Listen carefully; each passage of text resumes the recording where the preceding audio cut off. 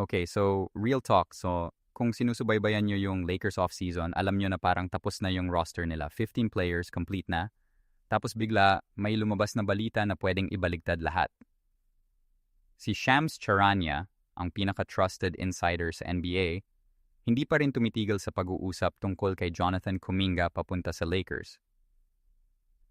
Question: paano ka mag-a-add ng player kung puno na yung roster mo? At bakit ayaw pa rin bitawan ng Lakers ang isang free agent na hindi pa nga nakasuit up para sa kanila? Dito papasok yung kwento. Nitong nakaraang linggo, sinil ng Lakers si Ziaire Williams sa 1-year deal para lutasin yung wing depth nila.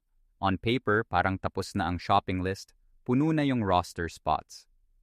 Pero eto yung twist. Sinabi mismo ni Charania na hindi ito tanda ng paghinto sa Kuminga pursuit. Ayon sa report niya, patuloy pa rin strongly na hinahabol ng Lakers si Kuminga bilang posibleng starting forward. Paano posible yon kung puno na ang roster?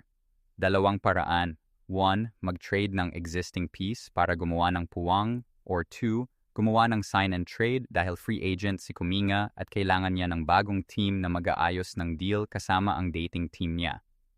At dito pumapasok ang pangalan na paulit-ulit lumalabas sa mga trade rumors, si Jared Vanderbilt.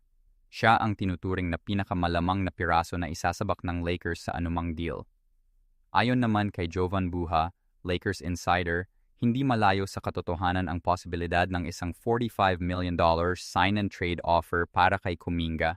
Hindi ito random na numero, ito ang klaseng investment na ibinibigay lang ng isang team kung seryoso talaga sila.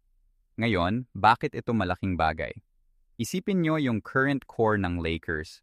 Si Luka Doncic ang bagong centerpiece, sinuportahan na nila ng Walker Kessler, Sandro Mamukelashvili, Quentin Grimes, Kevon Looney, Colin Sexton at Matisse T.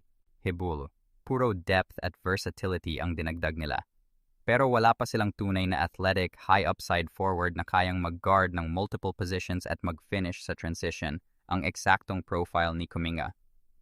At hindi lang Lakers ang gustong kumuha.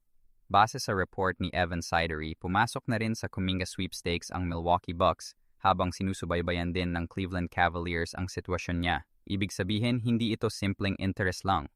Ito ay isang bidding situation at kapag maraming malalaking team ang gustong kumuha ng parehong player, doon lumalaki ang presyo, doon bumibilis ang decision. Tandaan din natin kung saan galing si Kuminga. Base sa balita, siya ay dating draft pick ng Warriors na naging restricted free agent, nagsumbong ng trade demand noong January, at sa huli ay na-trade papuntang Atlanta Hawks kasama si Buddy Hield, kapalit ni Kristaps Porzingis. Ngayon bilang free agent mula sa Hawks, siya mismo ang piyesa na pinag-aagawan. Kaya heto ang totoong tanong. Kung tuluyang mangyari ang sign and trade na ito, ready ba ang Lakers na ibigay ang isang piraso ng kanilang bagong buong roster, tulad ni Vanderbilt, para lang makuha ang potential ni Kuminga? Sa palagay ko, oo.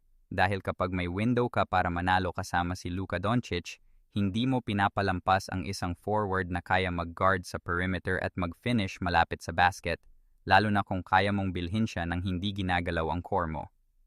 Pero eto ang catch. Hanggat walang official signing or trade announcement, pursuit pa rin ito, hindi deal.